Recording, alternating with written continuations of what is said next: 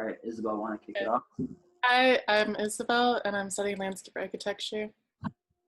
I'm Jennifer, and I'm studying architecture. Hi, I'm Cynthia, and I'm also studying architecture. Hi, I'm Ellia, and I'm studying environmental management and protection. And I am John. I am majoring in business, and I have a minor in economics, and we are collectively minoring in sustainable environments. So our presentation is on the Diablo Canyon nuclear power plant decommissioning process, specifically focusing on the lands and the stakeholders involved in the outcomes of these lands surrounding the plant. So the plant, located within parcel P, as seen on the map, is on the California coast, south of Montana de Oro State Park and northwest of Avila Beach. The eastern Diablo Canyon lands are a part of the Greater Irish Hills region. The lands are collectively 12,000 acres.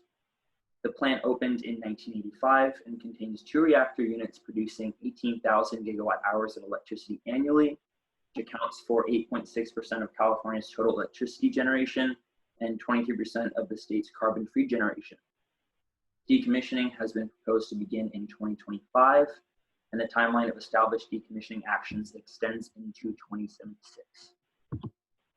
Yep. And the goal of our project is to first identify different community members involved in the decommissioning process and Diablo Canyon lands, and then to understand their positions regarding the management of the lands after decommissioning. Then we strive to establish open communication between these groups and to disseminate their stances and the gathered information to the public and among stakeholders. All right, the first stakeholder that we want to talk about right at the beginning is the Diablo Canyon Decommissioning Engagement Panel. So this was a panel formed in February of 2018 by PG&E, and it was created to manage and organize public engagement regarding the decommissioning process of the power plant. A quote from their website say that they aim to foster and encourage open communication, public involvement, and education on Diablo Canyon power plant decommissioning plans and activities.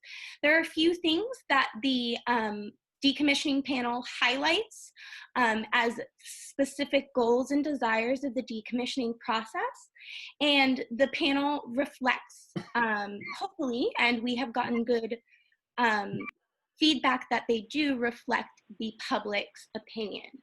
So their priority goals are health and safety, environmental value and quality.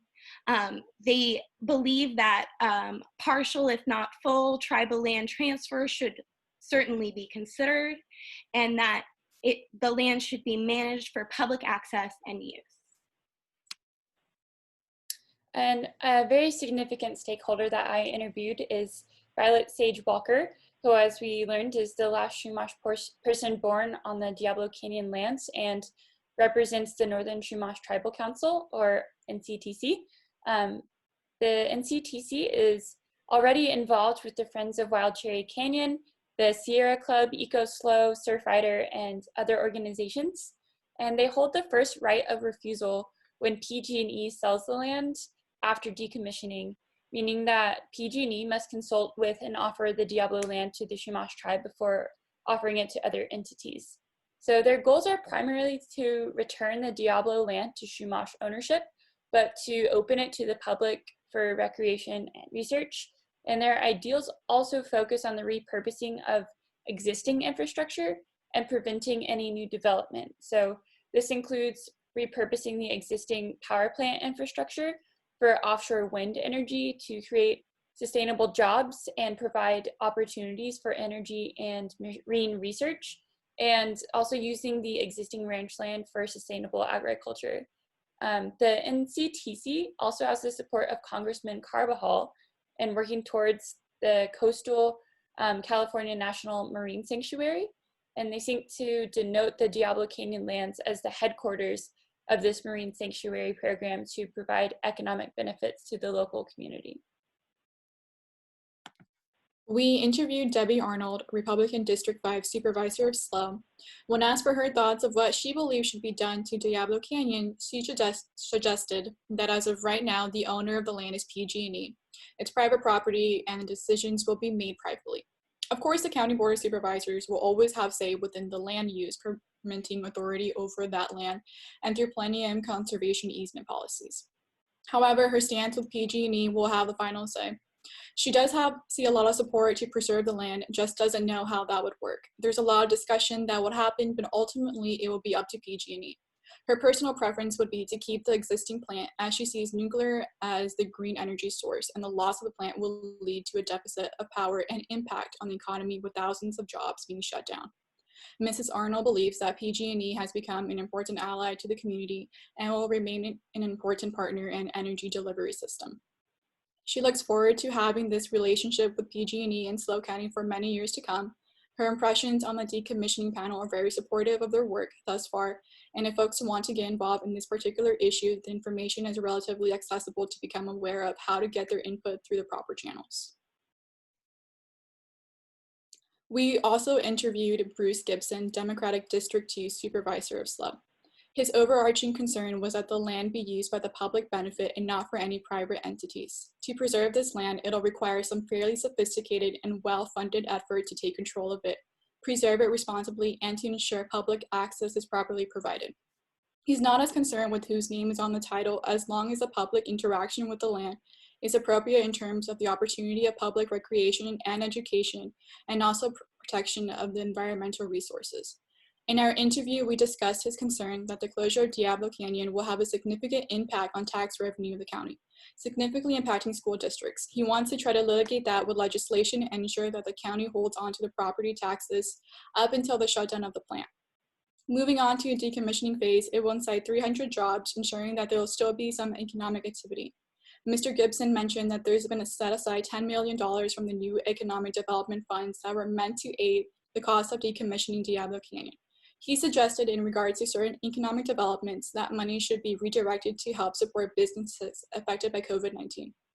In terms of economic impact, it's really uncertain at this point if this proposed idea can come into fruition. His stance on the engagement panel was that it's a creation of PG&E. It should become a more independent body that shows the interests of the county to all those in position to make decisions of Diablo Canyon. They have public meetings that have good people on it, but he thinks as we get closer to the operations and start engaging these decision-making entities, we need a truly independent body at that point. And lastly, as he is a big proponent of making the switch to green energy, we talked of support of bringing offshore wind to the coast, as we looked into how unique our energy resources standards are, as ambitious as placing offshore wind farms into our waters is something well worth considering. All right, another stakeholder that we interviewed was the Sierra Club and Mr. Andrew Christie, who is the president of the Santa Lucia chapter of the Sierra Club. The Sierra Club has been deeply involved with activism surrounding Diablo Canyon for several years, and they believe in advocating for conservation-based public desires. The goals of the panel, the goals of the Sierra Club are to have a conservation easement placed on the land so that even when in the future the land possibly changes hands, that conservation will remain a main goal. They promote continued public accessibility of the values of the resources in the land. And from a quote from a memo that was given to me by the Sierra Club, the Sierra Club believes that all Native tribal groups with an interest in and history with Diablo Canyon lands are entitled to party status in this discussion. The Sierra Club believes it should be preserved in perpetuity for future generations.